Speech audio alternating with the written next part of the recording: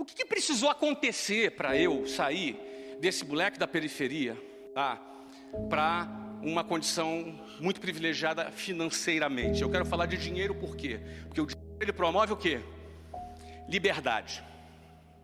Não vai ser possível termos um país com liberdade com o nível de renda que a gente tem. Ou, pior, com o prognóstico futuro do emprego, que é negro, terrível, é um prognóstico ruim, a gente vai ter mais problema ainda com o emprego, por conta da inteligência artificial, da automação, tudo que vem pela frente nos próximos 30 anos.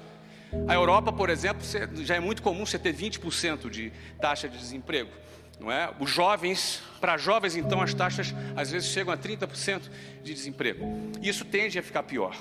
Qual é a solução para isso? Que solução? A gente não sabe a solução definitiva, mas eu tenho certeza que o empreendedorismo é uma das soluções possíveis. Desse espaço entre eu começar a trabalhar até empreender, que me permitiu ter mobilidade social, quais são as barreiras que um cara que vem lá de baixo tem que enfrentar? Que barreiras são essas? Em primeiro lugar, uma barreira cultural. Cultural ou barra ideológica, ideológica. Você vai decidir empreender num lugar onde empresário, às vezes, é visto como um contraventor. Não é? Você vai ter que se posicionar, e isso, por algumas camadas da sociedade, é visto como um bandido. Um empresário é bandido. Você vai ter que enfrentar isso daí.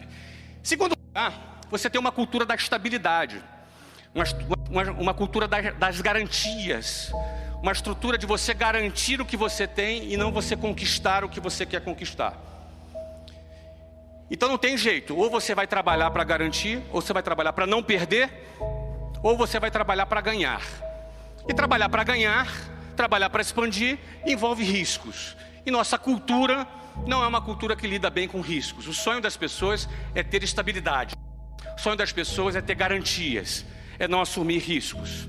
Então você tem que, em primeiro lugar, nadar contra a maré. Primeiro ponto.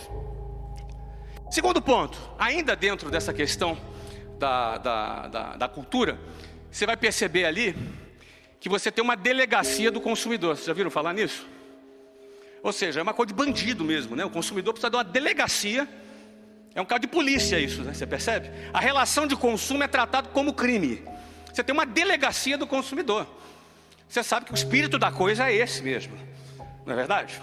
Segunda coisa, quando eu fui começar a trabalhar, você tem que lidar com o quê? Você tem que lidar com a CLT.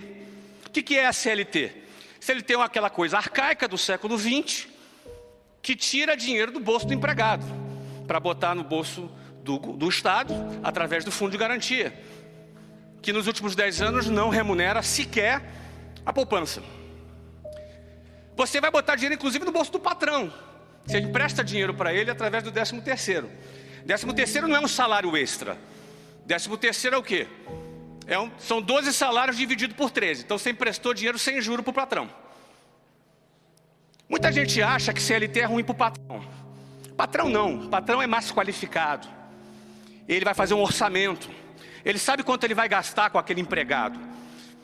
Logo, ele sabe que aquele empregado custa 100. Agora, se tu vai pagar esses 100 como? Bota um pouco aqui no 13º, um pouco no fundo de garantia, um pouco no INSS, um pouco aqui, um pouco ali, e o cara recebe. Aí você combina essas regras da CLT com a questão tributária, aí você vai ver um cara, às vezes, ganhando 10 mil reais por mês, ou 20 mil, ou 30 mil, ele vai receber 60% daquele valor na mão dele. Os outros 40% vai se perder aí entre tributos e entre as outras coisas. Como é que você vai ter mobilidade social com esse tipo de custo? Estou falando do empregado, senhores. Eu tenho na minha rede quase 10 mil funcionários. Então o empresário, ele sabe lidar com isso, ele tem um orçamento, ele trabalha de forma qualificada. O cara que quer sair do andar de baixo e quer para o andar de cima, ele precisa de dinheiro no bolso dele. Concorda comigo? Então ele vai ter que enfrentar isso. Que outra coisa o cara vai ter que enfrentar? Eu, por exemplo, gastava 4 horas e meia em transportes públicos por dia.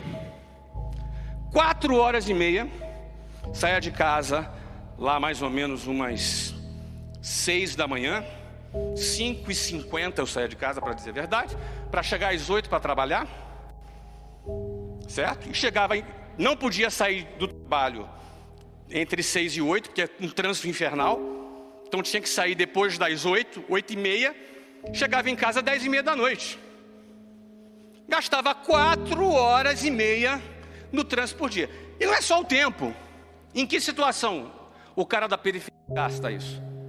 Amassado. É ou não é? Quem anda de ônibus cheio? Tem alguém aqui?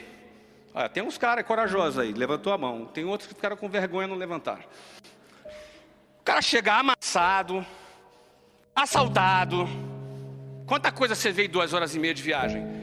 Quantas vezes em 40 graus no Rio de Janeiro o ônibus enguiçou e eu fui para a Avenida Brasil esperar o próximo e andei pendurado do lado de fora da porta do ônibus para ir para o centro do Rio de Janeiro? Ou então andando de trem, caminhando a 40 graus no meio dos trilhos do trem até a próxima estação porque avariou, porque deu pau no trem. Qual é o sentimento de quem está dentro daquele lugar amassado com 8 pessoas por metro quadrado? É um sentimento de humilhação. É um sentimento de humilhação. Simples assim, de descaso, de abandono, para aqueles que de 4 em 4 anos aparecem com uma notícia boa. Então é isso, essa é a realidade de quem vive na periferia. E como é que esse cara, já tendo que lidar com essa situação, vai ter que lidar com a sua autoestima para poder lutar nessa selva, para ter mobilidade social? Eu chegava lá na empresa às 8 horas da manhã, chegava o Antônio. Vocês sabem quem é o Antônio? O Antônio era o meu colega de trabalho que morava no Leblon. Ele chegava cheirosinho, bonitinho, com aquele terno bacana, e eu só tinha uma gravata e uma calça, e a camisa eu tinha, para não repetir, eu tinha uma branca e uma rosa. Aí eu botava um dia branca, outro dia rosa. Não é verdade? Chegava lá o Antônio. O Antônio chegava lá, descansadinho, 7h30 da manhã, estava tomando café da manhã. E eu já estava 1h30 no ônibus já. E aí ele chegou para trabalhar, para fazer o mesmo trabalho que eu. Só que acontece o seguinte: qual é a chance que tem esse cara? 2: cair na conversa mole do vitimismo. Essa é a primeira possibilidade. É uma armadilha muito fácil do cara cair. Cair na armadilha do vitimismo. Eu sou vítima da sociedade. Isso é injusto. É mesmo. Mas e daí? O que você vai fazer com essa injustiça? Ah, isso não era... eu até acho que é mesmo.